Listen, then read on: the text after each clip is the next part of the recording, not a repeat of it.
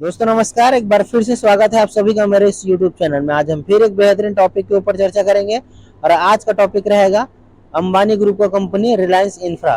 तो दोस्तों आज हम बात करेंगे कंपनी की न्यूज के बारे में। बहुत ही शानदार न्यूज कंपनी के माध्यम से आ रहा है जिससे इस कंपनी के शेयर में डेफिनेटली टर्न अराउंड हो सकता है। वैसे इस कंपनी के शेयर में काफी गिरावट चल रहा है, लेकिन आने वाले समय में इस न्यूज के माध्यम से डेफिनेटली आपको तेजी देखने को मिलेगा।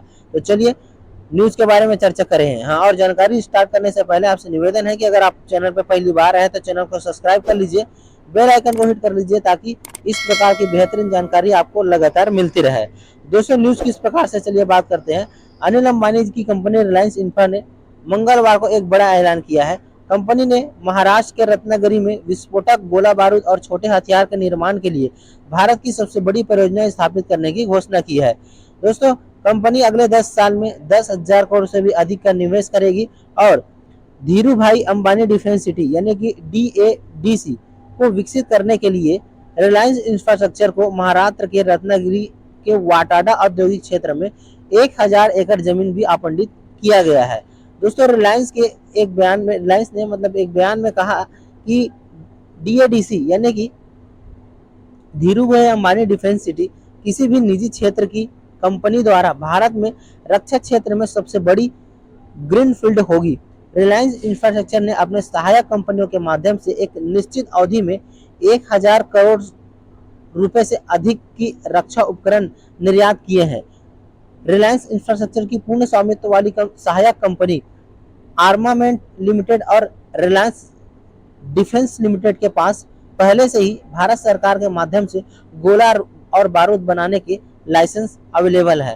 तो दोस्तों ये बहुत ही शानदार खबर है कंपनी के लिए कि इस डिफेंस सेक्टर पर एंट्री की वजह से कंपनी बहुत ही शानदार तरीके से रिटर्न मिल सकता है कंपनी के शेयर प्राइस में। चलिए दोस्तों अगर कंपनी की शेयर प्राइस पे हम नजर डालेंगे तो कंपनी का शेयर प्राइस मंगलवार को 5% की गिरावट के साथ बंद हुआ, क्योंकि मंगलवार को काफी मार्केट में दबाव था जिसके वजह से भी कंपनी के शेयर प्राइस में दबाव देखने को मिला। कंपनी का शेयर प्राइस 254.55 पर बंद हुआ है और 5 दिन की मैं बात करूं तो 12% तक का गिरावट कंपनी के शेयर प्राइस में हुआ है। और इस महीने की अगर मैं बात करूं तो 23% तक का रिटर्न दिया है, 6 महीने में 30% तक का रिटर्न दिया है। और अगर मैं कंपनी का बात करूं तो अभी YTD यानी कि एक साल में अगर मैं बात करूं, एक साल कहने का मतलब है जनवरी से लेकर के अभी तक का 21% तक का रिटर्न दिया है। और पूरा 52 वीक अगर मैं बात करूं, 52 सप्ताह में कंपनी ने 50% तक का रिटर्न दिया है। 5 साल में कंपनी ने 800% तक का रिटर्न दिया है। और 52 वीक हाई की अगर मैं बात करूं तो 350 रुपये 90 पैसे का 52 वीक हाई बनाया था। और 52 वीक लो की बात करूं तो 143 रुपये 70 पैसे का 52 वीक लो बनाया था। और अभी करंट मार्केट कैप की बात करूं तो कंपनी का जो करंट मार्केट कैप है वो 10,071 करोड़ के आसपास है। तो दोस्तों इस प्रकार से कंपनी की शेयर प्राइस में ग्रोथ आ रहा है। कंपनी फ्यूचरिस्टिक सेक्टर पर काम कर रही है, तो डेफिनेटली आने वाले समय पर कंपनी जो है अपने फाइनेंशियल पर भी काफी सुधार करेगा। लेकिन चलिए इससे पहले हम कंपनी की फाइनेंशियल के बारे में चर्चा करते हैं। चलिए उस कंपनी की फाइनेंशियल के बारे में जानने के लिए हम उसके प्रॉफिट लॉस सेगमेंट में आते हैं। प्रॉफिट लॉस सेगमेंट में अगर हम कंपनी के सबसे पहले सेल्स पे अगर हम नजर डालेंगे तो आप देखेंगे सन 2021 से कंपनी का सेल्स में इम्प्रूवमेंट हुआ है। बहुत ज़्यादा इम्प्रूवमेंट तो नहीं बोल सकते, लेकिन डेफिनेटली इम्प्रूवमेंट हुआ है। जैसे कि मार्च 2021 में कंपनी के पास जो सेल्स था वो 17,000 करोड़ के आसपास था। उसके बाद फिर जो है 19,000 करोड़ के आसपास मार्च 2022 के फाइनेंशियल ईयर में हुआ। उसके बाद फिर फाइनेंशियल ईयर सन 2023 की अगर मैं बात करूँ तो वहाँ पर जो है 22,000 करोड़ का सेल किया। उसके बाद फिर सन 2024 में भी 22,800 करोड़ के आसपास सेल किया। उसके बाद अभी ट्रेलिंग 12 मंथ में अगर मैं बात करूँ तो 23,600 करोड़ के समथिंग जो है कंपनी ने अपना सेल्स किया है। तो इम्प्रूवमेंट है, बहुत ज़्यादा नहीं है लेकिन इम्प्रूवमेंट डेफिनेटली है।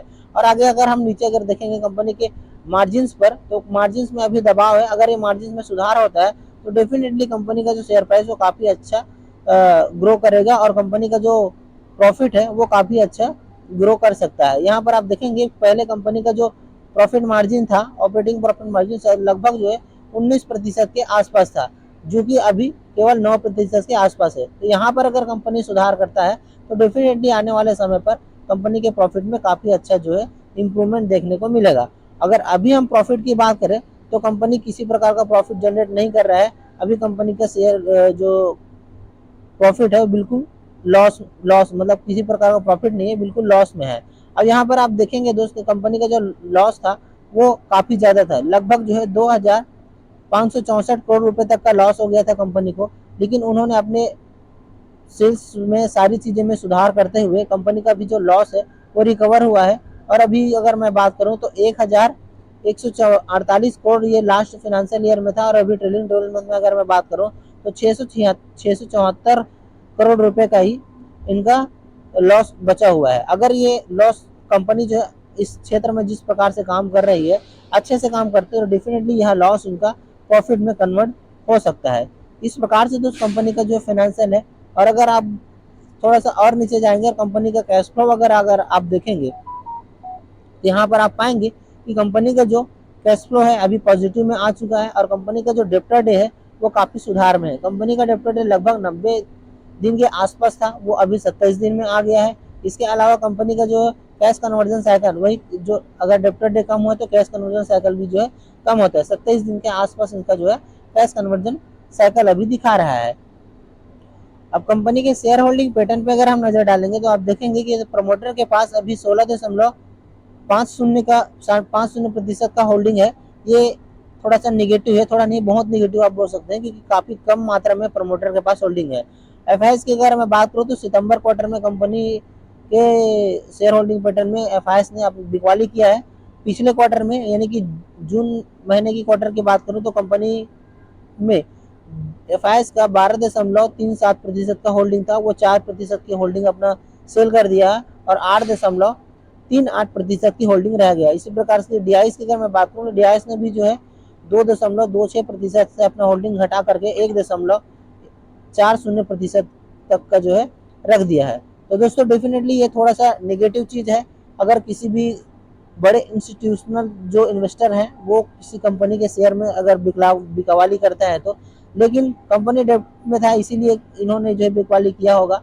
और आने वाले समय पर कंपनी अगर अच्छा काम करती है तो डेफिनेटली जो है आपको कंपनी के शेयर होल्डिंग पैटर्न में काफ़ी अच्छा इंप्रूवमेंट देखने को मिल सकता है। लेकिन ये सारी चीज़ें समय बताएगा, क्योंकि अभी कंपनी के अगर हम बात करें तो पब्लिक के पास पूरा जो है 73.59% तक की होल्डिंग है, जो कि यह होल्डिंग बड़े इंस्टीट्यूशनल इन्वेस्टर के पास होना चाहिए, वह पब्लिक के पास है।